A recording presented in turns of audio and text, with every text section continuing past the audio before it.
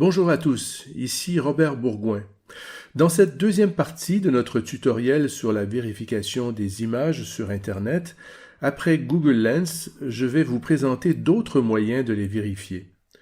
Pour obtenir des résultats aussi précis que possible, il est absolument essentiel d'utiliser plusieurs outils, parce que chacun offre une perspective différente. Google Lens est certainement puissant, mais ce n'est pas la seule option, loin de là. Des outils comme Bing, Yandex, Baidu et Tinai offrent chacun des fonctionnalités uniques et couvrent différentes parties du web. Par exemple, le russe Yandex et le chinois Baidu sont particulièrement efficaces pour couvrir l'Europe de l'Est et l'Asie de l'Est, avec un accès à des sources qui échappent en partie à Google Lens et Bing de Microsoft. Utiliser plusieurs outils multiplie vos chances de trouver rapidement la source d'une image et son contexte. Avant d'aller plus loin, ajoutons une extension à votre navigateur qui va vous donner l'accès à vos outils de recherche d'images en 2 clics. Elle s'appelle Search by Image. Pour ce tutoriel, nous utilisons Chrome, mais cette même extension est disponible sur la plupart des navigateurs. Allons sur le Chrome Web Store comme ceci.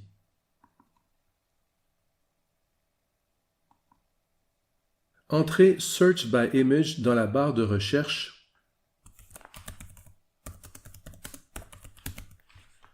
et cliquez sur celui-ci.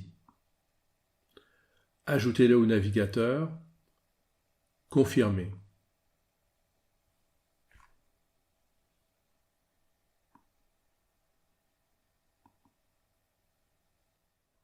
À partir de maintenant, quand vous faites un clic droit sur n'importe quelle image et sélectionnez Search by Image, vous pouvez lancer votre recherche avec l'un de ces outils ou tous ces outils à la fois, comme ici.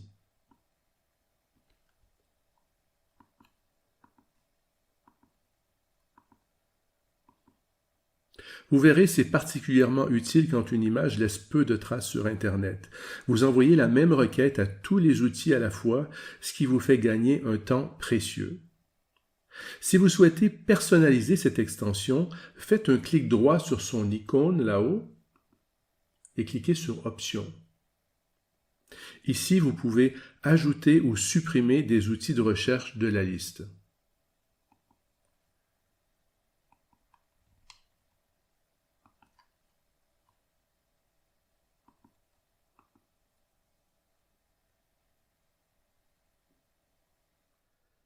Chaque outil a ses points forts et ses points faibles. Comme nous l'avons vu dans un autre tutoriel, Google Lens est très polyvalent, idéal pour identifier des objets et des monuments, pour extraire du texte à partir d'images et le traduire à la volée. Par contre, quand une image génère trop de résultats de recherche avec Lens, il peut être difficile de trouver la date à laquelle elle a été publiée en ligne pour la première fois.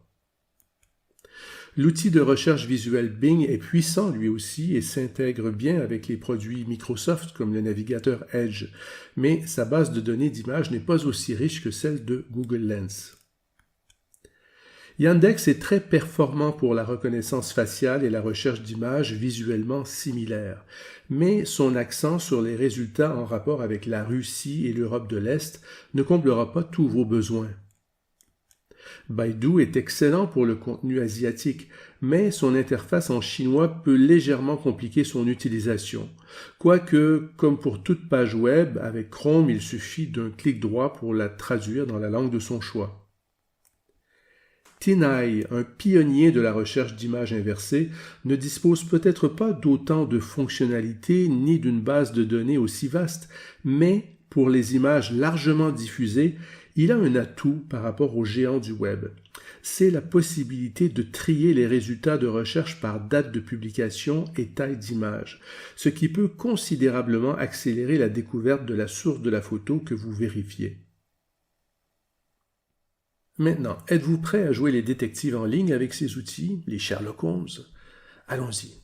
Commençons sur cette page, bourgoin.com/cfi. bourgoing.com/cfi. Faites défiler un peu la page et vous trouverez cette capture d'écran d'un tweet prétendant que ces enfants sont des victimes des forces occidentales qui soutiennent l'Ukraine dans la guerre contre la Russie. Ces photos ont-elles vraiment été prises dans la région du Donbass en Ukraine, comme le tweet le suggère, ou est-ce de la propagande, une partie d'une campagne de désinformation? Vérifions la photo de la petite fille et de son chiot. On fait clic droit sur la photo, Search by Image et All Search Engines. Ceci lance la recherche et ouvre simultanément 5 onglets de votre navigateur, un pour chaque outil. Google Lens propose de nombreuses images similaires d'enfants couverts de boue. Pour voir les correspondances exactes de la photo, cliquez sur « Voir la source de l'image » ou sur « Voir les correspondances exactes ». Vous constaterez rapidement que cette photo a été réutilisée des centaines de fois. Et les premiers résultats de Google ne répondent pas à nos questions, à savoir quand cette photo a été publiée pour la première fois, par qui et où elle a été prise. Bing utilise également l'intelligence artificielle pour proposer des images similaires d'enfants couverts de boue. Pour afficher les pages qui contiennent exactement la même image, cliquez ici.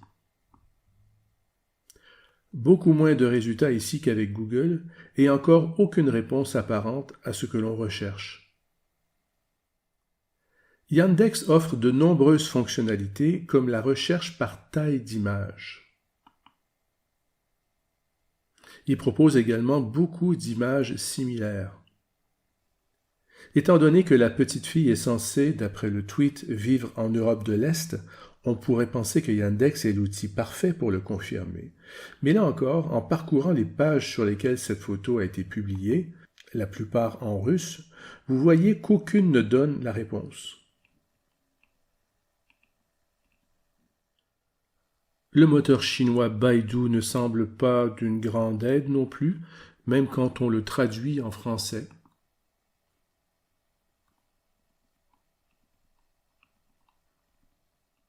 Alors, il vous reste Tinai.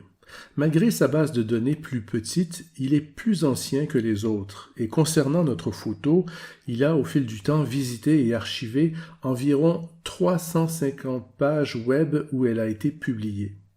Contrairement à Lens, Bing et les autres, Tinai permet aux utilisateurs de trier les résultats par date. Il suffit de sélectionner les plus anciens, Sort by Oldest. Chaque résultat ici est accompagné de 3 liens. Le premier vers la page d'accueil du site où la photo est hébergée. Le deuxième vers la page web où elle est publiée. Et un dernier lien pour afficher uniquement l'image. Ce que l'on veut, c'est le contexte de cette photo. Alors il faut cliquer naturellement sur le lien de la page où elle a été publiée, en espérant y trouver une description qui l'accompagne. Mais le résultat indique que cette page n'est plus disponible. Pourtant, si Tinai a ajouté cette page à sa base de données, c'est bien que la photo s'y trouvait à un certain moment. Que faire quand une page indique « Erreur 404, page not found » ou « URL not found » comme ici? Avec l'extension Wayback Machine qui donne accès à une archive de l'Internet, comme on l'a vu dans un autre tutoriel, il suffit, une fois installé, de cliquer sur son raccourci en haut du navigateur et sur ce bouton rouge du calendrier des archives. Sur la frise chronologique en haut de page, cliquez sur le lien de la copie la plus ancienne de cette page, sauvegardée pour la première fois le 19 février 2011.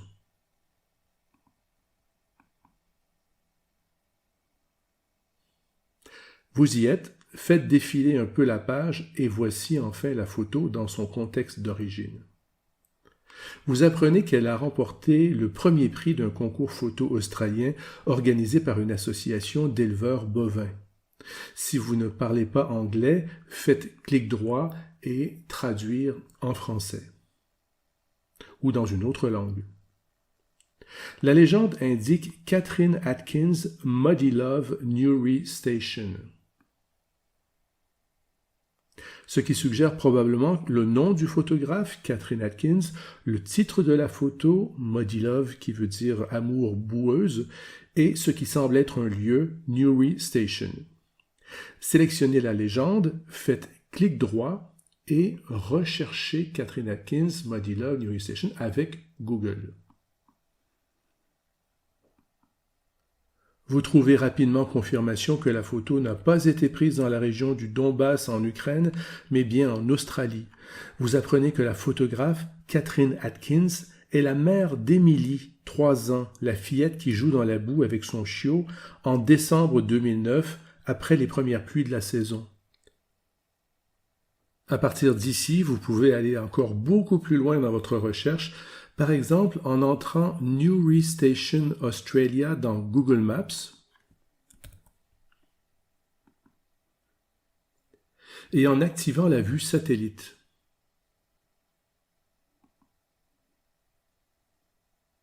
Vous trouvez la ferme où la photo a été prise dans une immense région isolée du nord de l'Australie où certaines familles, comme les Atkins, voyagent avec leur propre petit avion et ont leur propre piste d'atterrissage.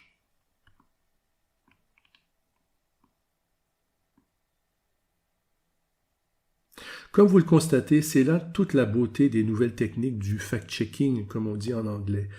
Avec les bons outils, un peu de créativité et d'acharnement, ce travail de détective permet souvent, comme ici, à partir d'indices infimes, de dérouler un fil qui nous entraîne vers une richesse incroyable de découvertes.